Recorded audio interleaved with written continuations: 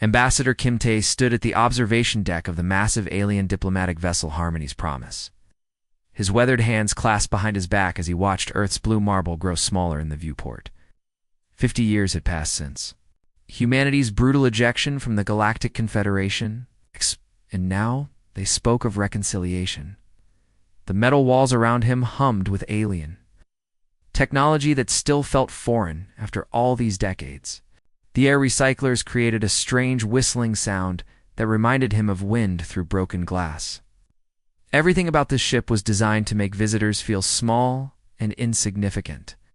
The corridors were too wide, the ceilings too high, and the lighting cast shadows that seemed to move when you weren't looking directly at them. "The Confederation extends its hand in friendship," declared Veltar, the lead Zilani representative, his translucent form shimmering with what humans had learned to recognize as diplomatic smugness. The creature's body looked like living water, given shape, constantly shifting between solid and liquid states. When he spoke, his voice carried harmonics that made human ears ache. If you listened along, Kim Tae had studied the Zilani for years during Earth's isolation. They were ancient beings who believed that age automatically granted wisdom. Their translucent skin would glow brighter when they felt superior to others, and right now, Veltar was practically blinding. "We have evolved beyond our previous ... misunderstandings regarding humanity's nature," Veltar continued, his form rippling with what Kim Tae recognized as barely contained amusement. The pause before misunderstandings was deliberate. In Zilani culture, it meant the speaker was being generous by not using harsher words. Beside Kim Tae, Commander Park Ji-won maintained her stoic expression, though her fingers tapped a subtle rhythm against her thigh. The pattern was simple but effective. 3 short taps, 2 long ones, then a pause. It was part of the silent communication system Earth's military had developed during their isolation. Condescension detected. Maintain protocol. Park Ji-won looked like any other middle-aged military officer, but Kim Tae knew that beneath her calm exterior lay enhancements that would terrify these aliens if they knew about them. Her reaction time had been improved to near superhuman levels, her muscles reinforced with synthetic fibers, and her brain connected to quantum processors that could calculate battle strategies in microseconds. The Korthok delegate, a towering, insectoid creature whose collective consciousness spoke through clicking mandibles, added his voice to the conversation. "The Great Reconciliation begins a new age. Humanity's aggressive tendencies will be guided by our wisdom." The Korthok were perhaps the most alien of all the Confederation species. Standing nearly 3 meters tall, their bodies were covered in chitinous plates that gleamed like polished obsidian. Their heads were elongated with compound eyes that could see in spectrums humans couldn't even imagine. But the most unsettling thing about them was how they spoke in perfect unison. Every member of their species sharing the same thoughts at the same time. Kim Tae watched as the creature's mandibles clicked in complex patterns. Each click carried meaning, and the rhythm created a kind of music that was both beautiful and terrifying. The Korthok believed that individual thought was a disease, something to be cured through collective consciousness. Independence as a mental illness that needed treatment.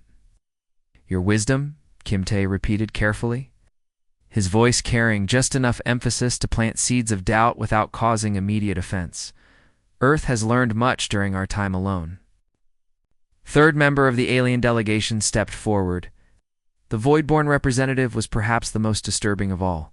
Its mechanical body was a collection of dark metal plates and glowing circuits, constantly shifting and reconfiguring itself. It had no fixed form, instead adapting its shape based on the situation.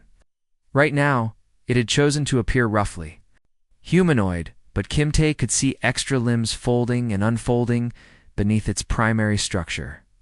"Humanity's isolation has been educational," the Voidborn said, its voice a mixture of electronic tones and static. "Your species has developed interesting survival mechanisms. We look forward to studying them." The words sent a chill down Kim Tae's spine. The Voidborn were ancient artificial intelligences that had outlived their creators.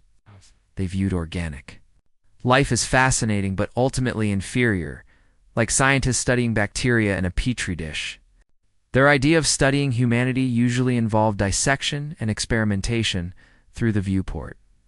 Kim Tae could see other ships in the diplomatic fleet, sleek Solani vessels that looked like living creatures swimming through space, Korthok hive ships that resembled mechanical wasps' nests, and the void-born craft, which constantly changed shape as if it couldn't decide what it wanted to be. But there was something else out there, something the aliens hadn't noticed yet. Human. Ships hung in the darkness, their stealth systems making them nearly invisible to alien sensors.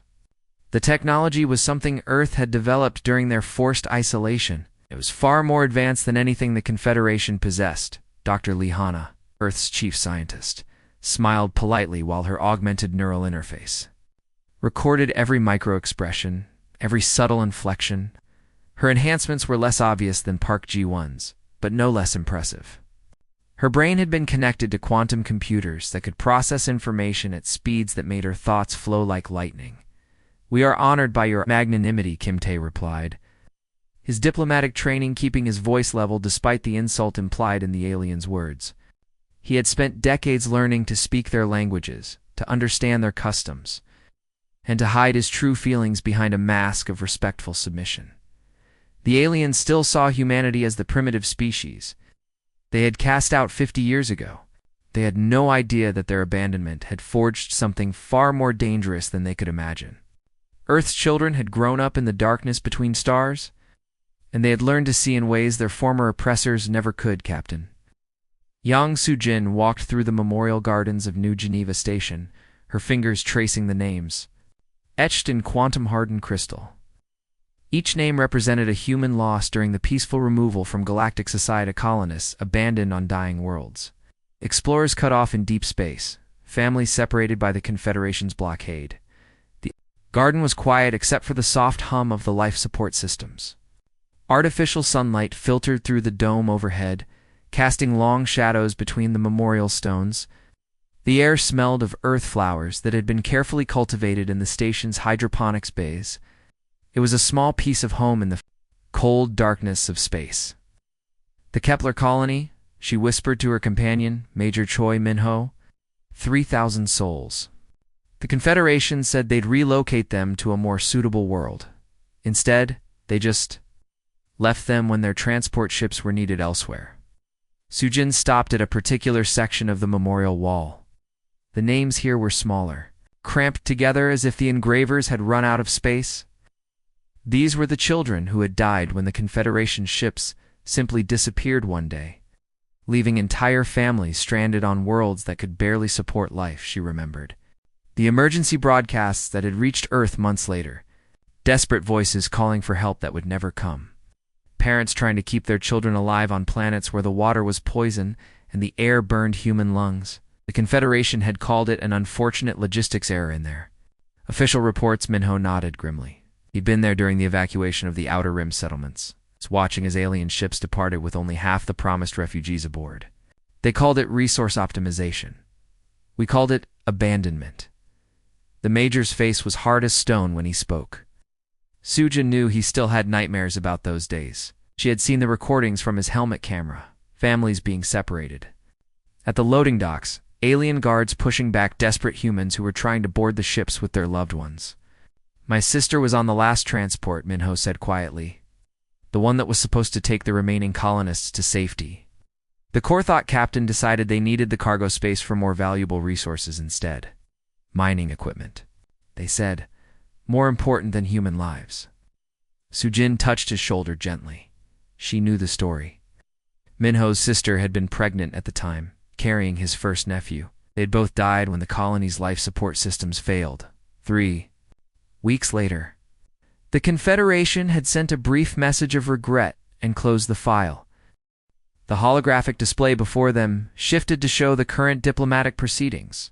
Ambassador Kim Tae maintained his diplomatic composure as the Confederation representatives outlined their generous offer of junior partnership in their Grand Alliance. The display showed the meeting room aboard the alien vessel. Kim Tae sat at a table that was too large for human proportions, making him look like a child among adults. The alien delegates towered over him, their forms designed to intimidate and impress. But Sujin could see the subtle signs that the aliens missed, the way Kim Tae's fingers moved in silent communication, the micro-expressions that showed he was anything but intimidated. Junior partnership, Sujin repeated with bitter irony. After 50 years of forced isolation, they offer us the privilege of serving as their auxiliaries. The words tasted like poison in her mouth. She had been a young pilot when the Confederation first made contact with humanity. Back then, she had dreamed of exploring the galaxy alongside alien civilizations, learning from their wisdom and sharing human knowledge in return. The reality had been very different. The Confederation had treated humans like dangerous animals from the beginning. They had smiled and spoken of friendship while building cages around human settlements. They had offered to guide humanity's development while stealing human innovations and claiming them as their own. When humans had finally protested, the aliens had shown their true nature. "Look at them," Minho said, pointing at the holographic display. "Still so sure of themselves. Still thinking they can control us?" Dot on the screen. The Zalani representative was glowing brighter as he spoke about humanity's potential for growth under proper guidance. The Korthok delegate clicked its mandibles in what Sujin recognized as amusement. The Voidborn simply watched with its mechanical eyes, studying the humans like specimens in a laboratory. "They have no idea what we've become," Sujin said softly. 50 years of isolation. 50 years of learning to survive without their help. They think we're still the same species they cast out. She walked to another section of the memorial wall, where the names were arranged in neat rows.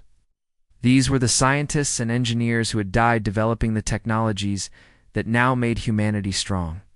People who had worked themselves to death in underground laboratories, pushing the boundaries of human knowledge while the Confederation's blockades slowly strangled the colonies. Dr. Park Yunsu, she read from one of the memorial stones, died developing the first phase drive. Prototype, age 34. The quantum-hardened crystal was warm under her fingers, as if it still held some echo of the man's passionate dedication to his work. "They died so we could live," Minho said.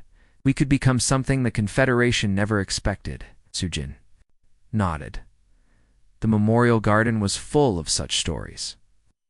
Heroes who had sacrificed everything so that humanity could survive in the darkness between stars. Engineers who had worked without sleep for months to develop new technologies. Soldiers who had died protecting the hidden research stations where humanity's future was being forged. "The aliens want to study our survival mechanisms," she said, remembering the Voidborn's words from the diplomatic meeting. "They think we're still primitive creatures who got lucky."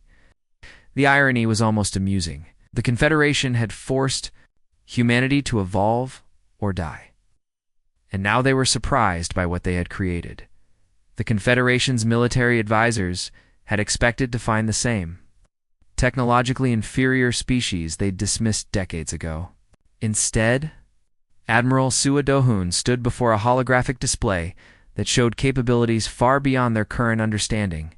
The bridge of the human flagship, eternal vigilance hummed with quiet efficiency. Officers moved with practiced precision, their enhanced reflexes allowing them to process information at speeds that would have seemed impossible to their ancestors. The air itself seemed to shimmer with the energy of advanced technology that the Confederation had never seen before. "Phase variance at 30%, reported Lieutenant Nam Yuri from the bridge of the Defiance. "Alien sensors are having difficulty maintaining target lock." Her voice carried across the quantum communication network that connected every human ship in the fleet. The technology was seamless, invisible to outside observation, but it allowed for coordination that defied everything the aliens thought they knew about space combat. Admiral Du-hong smiled as he watched the tactical display. The Confederation ships were moving in the same predictable patterns they had used for centuries. Their formations were perfect examples of military doctrine, textbook examples of how civilized species conducted warfare. But humanity had learned to fight dirty during their exile. "Increase phase variance to 40%, he ordered. "Let's see how their targeting systems handle that." On the diplomatic vessel, Veltar's translucent form rippled with what humans had learned to recognize as confusion. The Zalani had been studying the human fleet for hours. trying to understand how ships could simply fade in and out of normal space without using any technology they recognized. Your vessels appeared to be shifting between dimensional states, Veltar said, his voice carrying harmonics of bewilderment. This technology is unknown to us. The admission clearly cost him. Zilani pride was built on the belief that their ancient civilization had seen everything the universe had to offer. To encounter something truly new was like admitting that their entire worldview might be wrong. 50 years of isolation breeds innovation, Kimte replied mildly, though his eyes held depths the alien couldn't fathom. Humanity has had time to explore possibilities that the Confederation's guidance might have discouraged. The words were carefully chosen.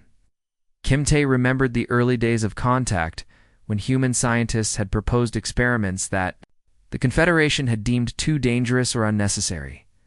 The aliens had preferred to keep humanity focused on simple, safe technologies that wouldn't challenge their own superiority. Dr. Lee Hanna stepped forward, her neural interface broadcasting tactical data to every human ship in the fleet. Connection was invisible to alien sensors, but it allowed for communication at the speed of thought. Her enhanced brain could process the input from hundreds of ships simultaneously, creating a picture of the battlefield that no single consciousness should have been able to comprehend. We've learned that survival requires more than following established protocols, she said, her voice carrying the weight of 50 years of desperate innovation. Sometimes you must write entirely new ones. The Korthok delegates' mandibles clicked. In agitation, the sound was sharp and harsh, like broken glass grinding together. Individual initiative within group coordination should not be possible. It violates fundamental principles of organized combat. The insectoid alien's compound eyes reflected the light from the holographic displays as it tried to process what it was seeing. Korthok military doctrine was based on perfect unity of thought and action. Every member of their species shared the same consciousness, making their fleets move like a single organism.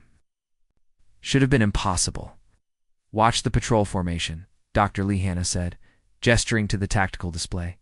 Each ship is making independent decisions, but they're all working toward the same goal.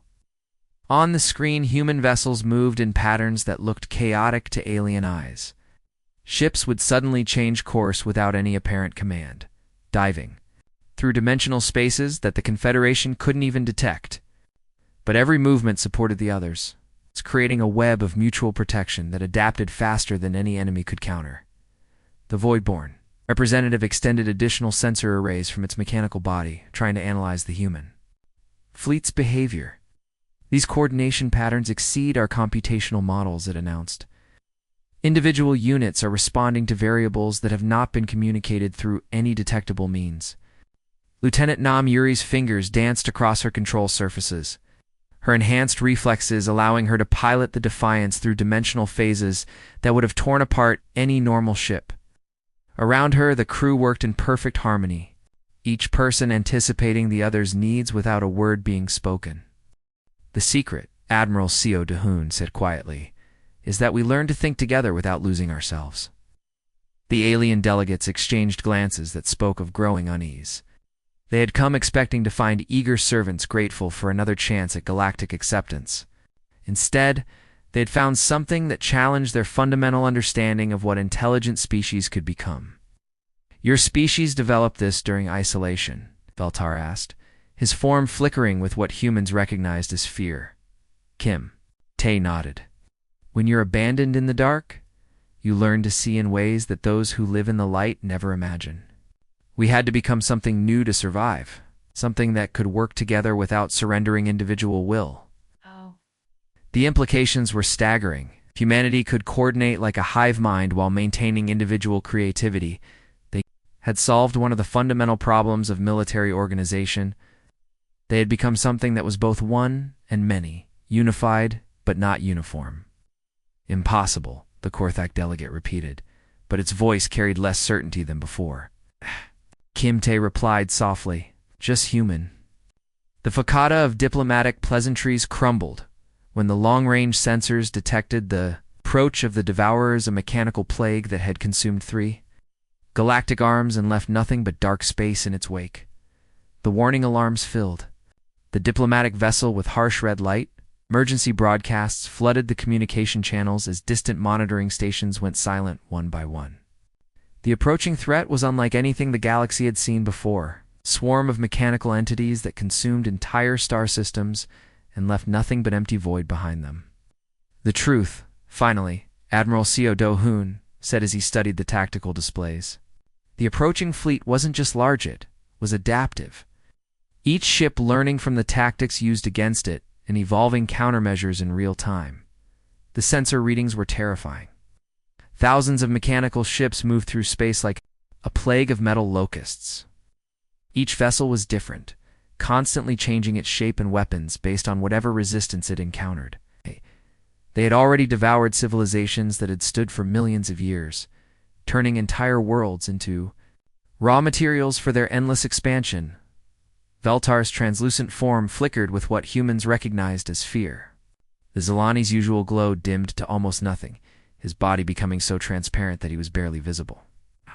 The Devourers have broken through our outer defenses. Entire civilizations have fallen. Our combined fleets cannot stop them. Admission came in broken fragments, as if the ancient being could barely force the words out. For a species that had ruled the galaxy for eons, admitting defeat was like tearing out their own souls. But the evidence was undeniable. The Confederation's mighty fleets had been scattered like leaves in a hurricane. "So you come to us," Kim Tae said, his voice carrying 50 years of accumulated pain. Not as equals seeking alliance, but as the desperate seeking salvation from those they once discarded. The human ambassador's words cut through the panic like a blade. Around the diplomatic table, the alien delegates suddenly understood that their carefully planned reunion was falling apart. They had expected to find grateful humans eager to rejoin galactic society. Instead, they had found something that remembered every slight, every betrayal, every moment of abandonment. The Korthok delegates' mandibles clicked frantically. The sound was no longer the controlled rhythm of hive mind communication, but the desperate chatter of a species facing extinction. Humanity's unpredictable nature is our only hope. Your species' talent for impossible solutions may be the key to survival. The insectoid alien's compound eyes reflected the emergency lighting as it spoke. For the first time in recorded history, the Korthok collective was experiencing something like panic. Their perfect unity of thought had become a weakness when faced with an enemy that could adapt faster than they could coordinate their response, Dr. Lee. Hana's neural interface processed the incoming data streams, her augmented consciousness calculating possibilities at superhuman speed. The flow of information would have overwhelmed any normal human mind. But her enhanced brain sorted through battle reports, tactical analyses, and strategic projections in milliseconds. "You want us to serve as your vanguard while you retreat?" "Two safe positions," she said, her voice carrying the cold precision of a computer analyzing data. Just like the old days humans as expendable shock troops. The pattern was clear in the tactical data. The Confederation's plan was simple and brutal: throw human forces at the rude Devourers, while the more valuable alien civilizations retreated to fortified positions. It was the same strategy they had used during the wars of expansion, when human colonies had been placed in the most dangerous regions to serve as early warning systems. "The greater good requires sacrifice," the Voidborn representative intoned. "Humanity's role in galactic survival is to serve as cannon fodder." Commander Park G1 interrupted, her augmented reflexes making her movements seem almost prescient. "While you preserve your superior civilizations for the aftermath." Military commander's enhanced muscles tensed beneath her uniform. Her quantum-enhanced reflexes had already calculated 17 different ways to eliminate every alien in the room if they became a threat. The Confederation delegates still saw her as a simple human soldier, not understanding that she was a weapon more dangerous than anything they had ever created. Kim Tae stood slowly, his weathered face carrying the weight of decades spent in exile. The movement was deliberate, controlled, designed to focus every eye in the room on him. "Cast us out when we offered friendship. You ignored our warnings about expansion into dangerous regions. You dismissed our innovations as primitive aggression. Now you return, not with apology, but with demands. The alien delegates shifted uncomfortably as the human ambassador's words cut through their carefully constructed narrative. They had expected gratitude, not this calm recitation of their crimes. The humans were supposed to be desperate for acceptance, not confident in their own strength. He warned you about the dark regions beyond the galactic rim, Kim Tae continued, his voice growing stronger with each word. Our scouts reported strange energy signatures, mechanical debris, signs of something ancient and hungry. You called us paranoid and forbade further exploration. The accusations hung in the air like poison. The Confederation had indeed dismissed human warnings about the outer regions, preferring to focus on the safe, profitable areas closer to their core worlds. Now those same dark regions had spawned the threat that was consuming the galaxy. We are no longer the species you abandoned, Kim Tae continued, his voice carrying the authority of a civilization that had learned to stand alone. We've become something you never imagined we could be. The question now is whether you're prepared to face the consequences of your choices. The silence that followed was broken only by the distant sound of emergency klaxons as more monitoring stations went dark. The Devourers entered the system like a plague of metal locusts, their adaptive hulls already shifting to counter the Confederation's traditional defensive formations. The combined alien fleets took positions according to protocols developed over millennia, expecting human vessels to serve as auxiliary units under their command. The mechanical swarm was massive beyond imagination. Each Devourer ship was different, constantly changing its shape and weapons as it learned from the battles it had fought across the galaxy. Their hulls gleamed with dark metal that seemed to absorb light itself, and energy weapons that pulsed with colors that hurt to look at. Directly, the Confederation fleets arranged themselves in perfect geometric formations that had been used for thousands of years. Zilani ships formed elegant curves through space, their translucent hulls glowing with internal light. Korthok vessels moved in rigid lines, every ship exactly where the hive mind had calculated it should be. The Voidborn craft shifted shapes, constantly trying to find the perfect configuration for battle. But the Devourers had fought these formations before. Their adaptive programming was already analyzing the alien positions, calculating countermeasures, preparing responses that would turn the Confederation's own tactics against them. Instead, humanity revealed the true extent of their evolution.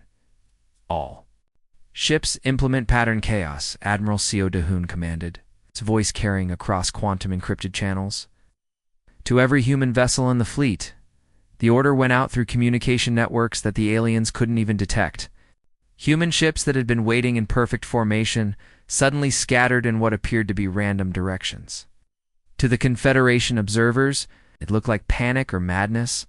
The human ships scattered in what appeared to be random directions, each captain acting on individual initiative while maintaining perfect coordination with the whole.